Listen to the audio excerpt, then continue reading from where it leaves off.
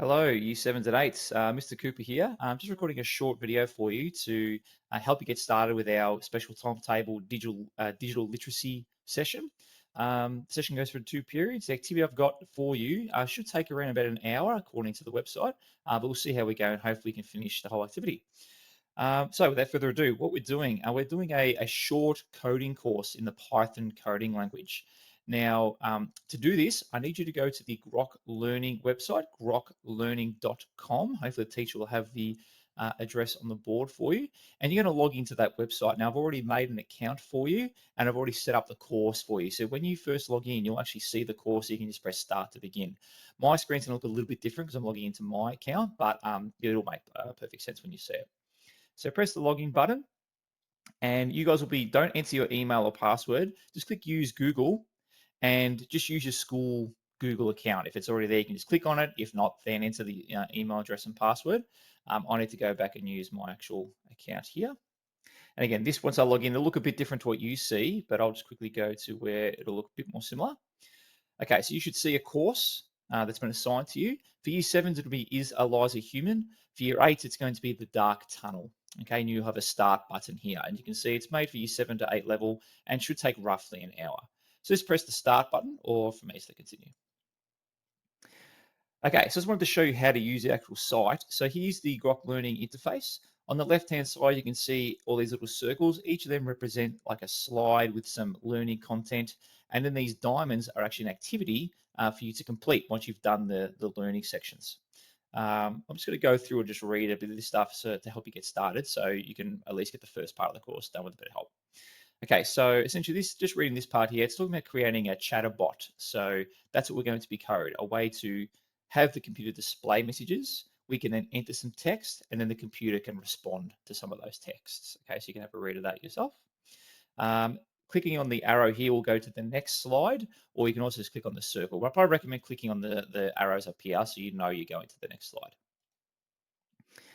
Okay, so we'll read this one. So the first thing we need to do is teach Eliza, who's the name of our chatbot, to send us a message. Computers call this printing. So that's when you display something on the screen.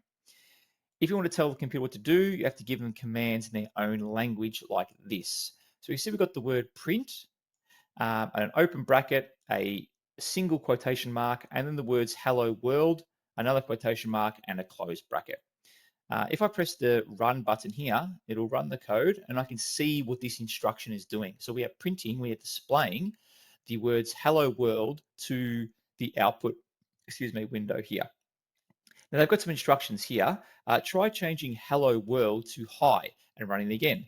Be careful with the quotes and capitalization. So we need to make sure that we keep the single quote marks, and I'm entering the word hi and leaving the capital H, and also the exclamation mark. That's exactly what it says there. With all this coding and the messages you need to display, you need to be exact.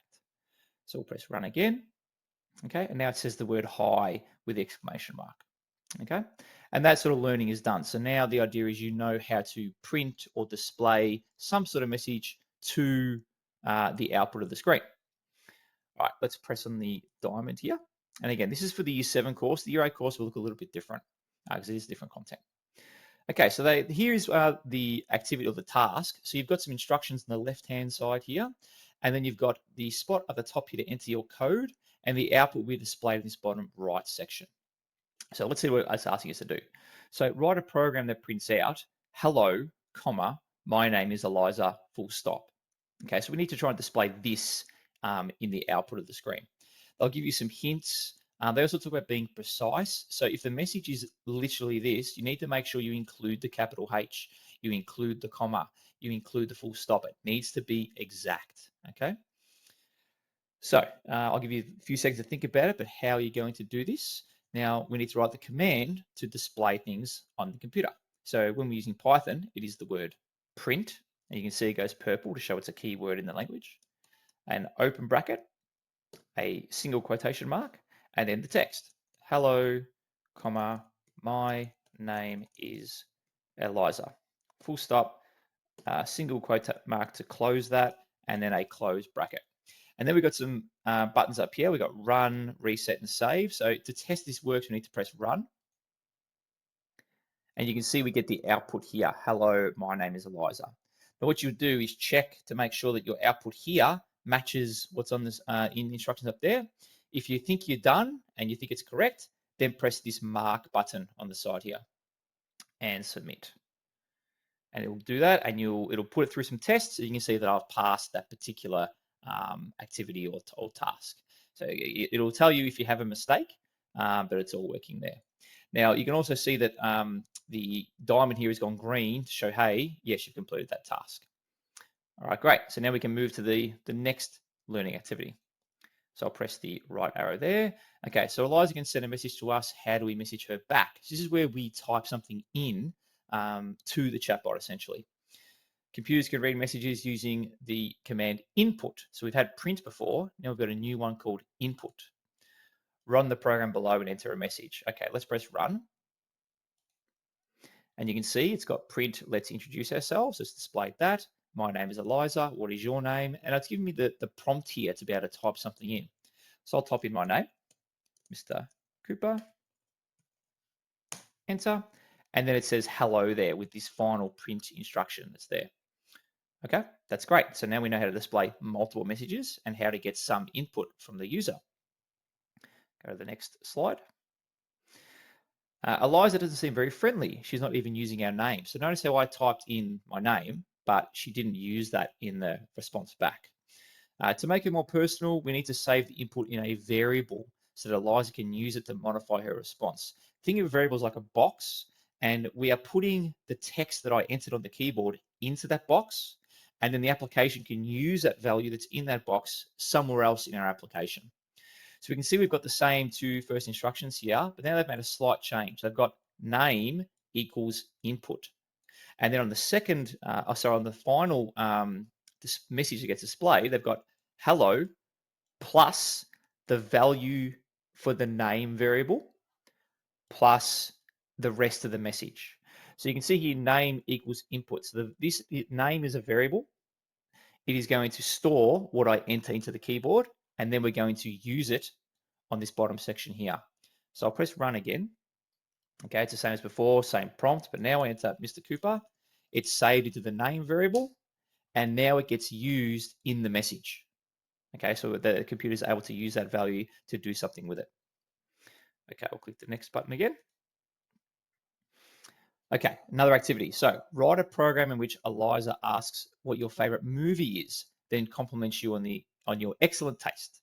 An interaction with your program could look like this, or should look like this, or needs to be the same. So you can see there's a capital S for so, that needs to be the same as well. There's a question mark here. You need to include that. So we've got, well, so what is your favorite movie? And then might enter Toy Story. And then what gets displayed is great. I love Toy Story 2. Now, again, you can see there's another message. It's the same first message. They've entered a second movie name. And this final message, the name of the movie has changed because it's been able to use a variable here. Now, again, I'll just go through the steps here to help you get through it. So we have to display a message, get the input, display the next message with our input also being shown. So print is the command once again, single quote. So what is your favorite movie? Question mark, semicolon, quotation mark, and bracket there. Now you can also, if you want to check if you've done this right, press run. Okay, cool. Yeah, I've got that bit there. So this way you can sort of test as you go. You don't have to code the whole thing and then see if it works. All right, now we need to make a variable. So you can name our variable anything. So because we're storing the name of a movie, I'm actually going to call it movie. So movie is equal to input. Movie is equal to whatever I input using the keyboard. Okay, and I can quickly test that. Okay, I'll enter name of movie. So we'll do Star Wars. Okay, now again, it hasn't displayed the message yet because I haven't actually told it to, but the input is working. So the final part is you get to display great, I love, whatever movie I entered to. So we'll use the print command again. So print, and then hello is the first part of the text. Excuse me, not hello. Great, exclamation mark. I love, and then a space, and a single quote to finish that part. Plus, because I need to add on now the variable. So plus movie, that's the name of the variable that's going to contain Star Wars, whatever movie we entered. Plus the last part of this message, which is a space, because spaces are things you need to include, 2 and a full stop. So it'll be single quote, space, 2, full stop, single quote, close bracket. And let's press run for that one there. So what is your favorite movie? Again, Star Wars, enter. Great, I love Star Wars too. Now looking at this, it looks pretty much the same. I could try it one more time with more the same ones. I'll do Toy Story and see if it looks the same. Great, I love Toy Story 2. Yep, that looks really good to me. Okay, cool. So now I can mark, submit, and oh, I failed something here. So I've made a mistake somewhere. Testing the first example in the question, your submission did not produce the correct output. So I produced this where it wanted this, and I've actually already seen the mistake I've made. I spelled favorite wrong, or the way they want to spell it. I included the U, whereas there's no U here. So I'll go back and change that. Remember, the messages have to be exactly the same. Press run. Do it again. Star Wars. Okay, yep, that looks good now. Mark, submit. Good, passed all tests, and I can close that. You can see they've got the 2 diamonds. Okay, and to continue on, just press the next arrow to go to the next activity, more learning and things like that. And that's it. Good luck, and yeah, hope you have fun.